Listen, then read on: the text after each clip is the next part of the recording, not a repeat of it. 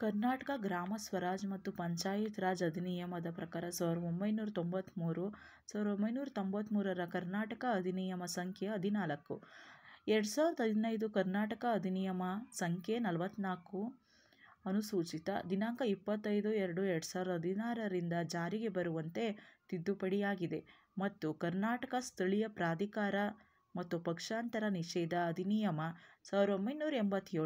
1987ರ ಕರ್ನಾಟಕ ಅಧಿನಿಯಮ ಸಂಖ್ಯೆ 20 ಮತ್ತು ಕರ್ನಾಟಕ ಪಂಚಾಯತ್ ರಾಜ್ 2ನೇ ತಿದ್ದುಪಡಿ ಅಧಿನಿಯಮ 2015ರ ಕರ್ನಾಟಕ ಅಧಿನಿಯಮ ಸಂಖ್ಯೆ 44, ಸಂವಿಧಾನದ 73ನೇ ಮತ್ತು 74ನೇ ತಿದ್ದುಪಡಿ ಅಧಿನಿಯಮ 1992 73rd and 74th ಅಮೆಂಡ್ಮೆಂಟ್. ತಿದ್ದುಪಡಿ ಎಂದರೆ ಅಮೆಂಡ್ಮೆಂಟ್.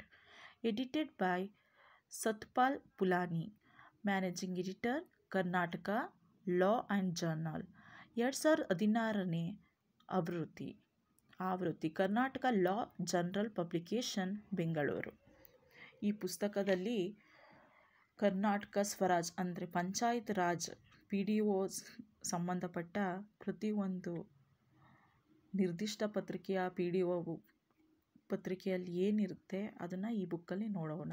ಕರ್ನಾಟಕ ಗ್ರಾಮ ಸ್ವರಾಜ್ ಮತ್ತು ಪಂಚಾಯತ್ ರಾಜ್ ಅಧಿನಿಯಮ 1993, 1993ರ ಕರ್ನಾಟಕ ಅಧಿನಿಯಮ ಸಂಖ್ಯೆ 14, 2015ರ ಕರ್ನಾಟಕ ಅಧಿನಿಯಮ ಸಂಖ್ಯೆ 44 ಅನುಸೂಚಿತ ದಿನಾಂಕ 25/2/2016ರಿಂದ ಜಾರಿಗೆ ಬರುವಂತೆ ತಿದ್ದುಪಡಿಯಾಗಿದೆ ಮತ್ತು ಕರ್ನಾಟಕ ಸ್ಥಳೀಯ ಪ್ರಾಧಿಕಾರಗಳ ಪಕ್ಷಾಂತರ ನಿಷೇಧ ಅಧಿನಿಯಮ 1987ರ ಕರ್ನಾಟಕ ಅಧಿನಿಯಮ ಸಂಖ್ಯೆ 20, ಕರ್ನಾಟಕ ಪಂಚಾಯತ್ ರಾಜ್ 2ನೇ ತಿದ್ದುಪಡಿ ಅಧಿನಿಯಮ 2015, 2015ರ ಕರ್ನಾಟಕ ಅಧಿನಿಯಮ ಸಂಖ್ಯೆ 44, ಸಂವಿಧಾನದ 73ನೇ ಮತ್ತು 74ನೇ ತಿದ್ದುಪಡಿ ಅಧಿನಿಯಮ 1992.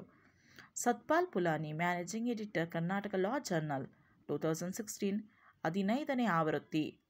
15ನೇ ಆವೃತ್ತಿ ಎಂದರೆ 2016, that is 16th edition.